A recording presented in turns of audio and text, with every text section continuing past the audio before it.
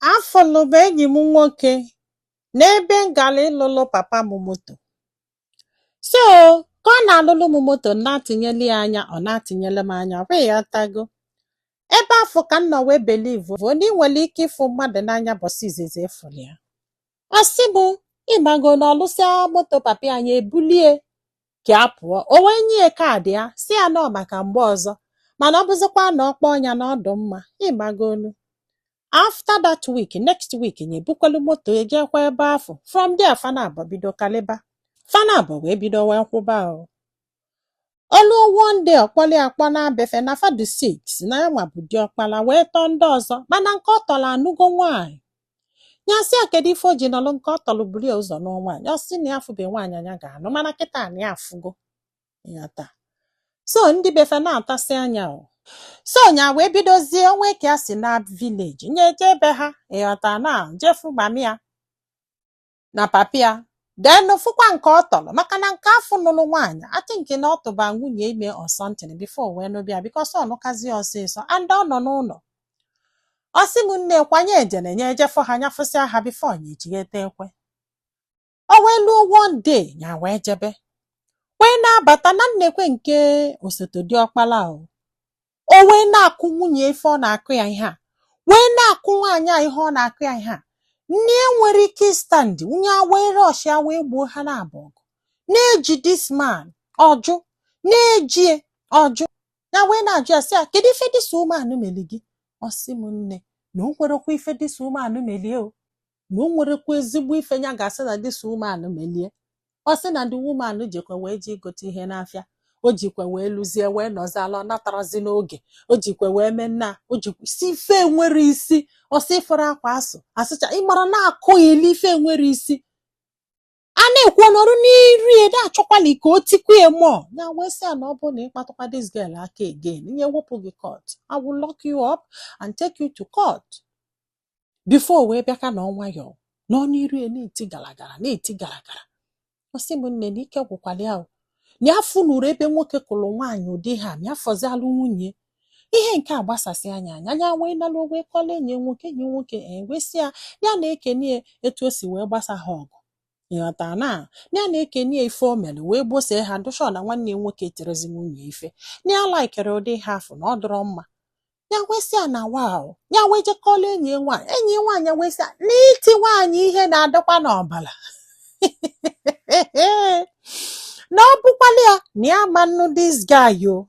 Na mgbe ya ji wee fụ nwanne nwoke ka ọ na-eti nwunye ife, which means na enwere possibility na nyanwa ga-etikwu nyanwa ife o. Ya wee sị ya na ọma try ya. So nya wee na wee kọsịala mami ya na ịgbagolo mama nke ya na ya mara mama ya na papi ọkalịbala the ten kalịsịa. O wee luo one day ya wee dule enyi nwoke wee land ya. Papi ya wee jụba eji nwoke sị a kedu ife ọ na-eme o kwụsie. Papi ya wee sị ya ị na-eti nwaanyị ife? Ọ sị mba. Papi ya wee sị ya na ihe a ji ekwulu bụ na ọ bụrụ na imegide metụ nwa ya aka na mmadụ kpagada agwa metụ nwa ya aka na ife a ga-eme onye afọ ama ndasịkwa mma o. Nne ya hetikwelu nwoke na-ata nwaanyị afụfụ ma ịma treat nwaanyị na ọ bụrụ na ị chọrọ ịnụ nwa ya ka iji ekwela onwe gị na ya chọrọ. Maka na ya chọrọ nwa ya bụrụ be mmadụ ka ọ na-egbu emeli. Na ị ga-epromise na ị ga-enye love niile dị n'ụwa. Ịghọta na si na etu o si wee ne papi anya. Yata na ọ na-ekwe n'isi ịmago na-amụ ama wee kwugide kwusie. Ọ sị m nne papi ya wee jụkwa ya ajụjụ ọzọ na papi ya jụrụ ya ajụjụ na-atọ. Wee jụsị anya wee kpọọ nyanwa wee sị ya nne ya sị ya ọ sị ọkwa ifu this your husband. Ọ sị ya ọ sị ya na ọ ga na-eti nwaanyị ife. Ọ sị m ihe edo ka ara anọ n'enyo wee nyụ. Ọ sị ya na ịjụ onyenwa bụ nna gị na ya ga-asị gị anọ na this man ndị ama na ịlọvụrụ ya rinne mana ntị ife na-adọ n'ọbara na ntị ife na-adọ n'ọbara ka a na-agwa ya na-ewegola anya okenye ji afọ ihe fụ na this guy ya akụgụ dugaduga. Nne ya na-agwa gị nke bụ eziokwu ndị na ijiji na-ada n'ife na-eso ozu ana n'iyi na ife eji agwalụ gị ihe a n'iru this man maka mgbe ọ ga-eset na ọ na-abụ na umebe ịfụnanya na ụlọ ada eche maka echi. Ọ sị m nya wee gbakwuru papi ya yọbịa sị ya na ọ dụrọ like that na ya love this man na ya melụ nna ya mere ibie. Papi ya sị ya na ekwusigo na ife nyanwa nọ naanị wee fụ na iligolo enu n'ịma mfe ya ịghọta kịta nne ya ama nkebe gị this guy olesi na imele insist nya sị ya na ya mere insist nya ada na bebe akwa ọ sị m na papa ya ka ọ na-agwa ya ihe a na ọ na-ene that guy anya na mkpụrụ anya wee na-watch body language ife ọbụla ọ na-eme ebe afọ ka ọ na-ekwu this thing kwugide kwụsie wee sị ya nwa m na ọ bụrụ na this man ama ntị gị ife ka a kwuru ihe a niile na ọ kali defend onwe mana ihe niile ya kwuru na o nwere ka o si mepee ọnụ sị mba na ama ntị gị ife kedu ife ọ na-egosi gị kedu ife ọ na-egosi gị na ọ bụrụ na isi na ị ga-anụ this guy your own ya ekwusikwe ọsị m nne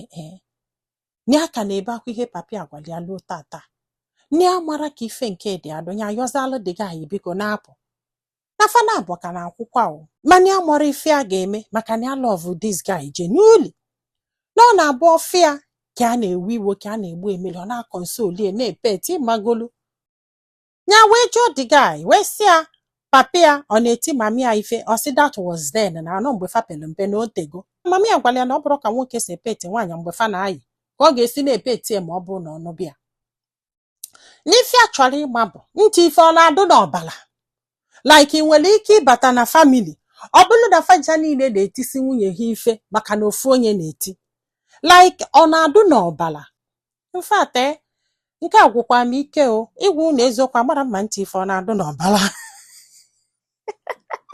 mana ihe mmanụ nwere ife a na-akpọ genetic tendency which can link to whatever and ever and ever which I don't know ka m gara ikwu ihe ma amụrọ so nwanne m ntị ife ọ na-adụ n'ọbala